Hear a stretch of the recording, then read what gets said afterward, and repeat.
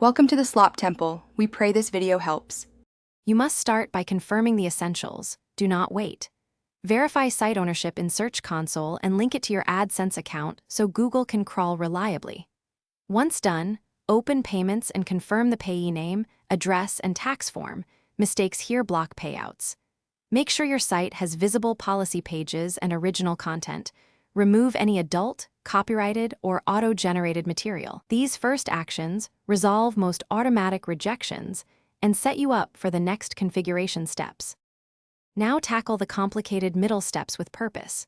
Address each policy violation item, edit or remove the offending page and document the changes, then submit a formal review request. Implement or update an ads. TXT file, correct ad code placement, and switch to responsive ad units so ads render on all devices. Also, optimize site speed and mobile UX. Audit third-party scripts that can block Googlebot or ad rendering. These fixes eliminate common manual actions and improve ad fill and revenue. Finish by formally requesting review and giving a concise changelog so reviewers see what you fixed. Verify PIN delivery, payment threshold, and bank info. Unresolved payment holds can mask approval. Make sure ad units are live and producing impressions before closing the loop.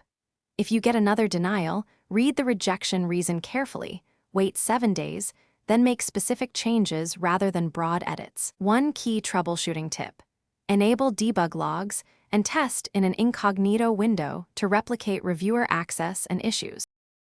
Thanks for watching. Consider subscribing if we helped you.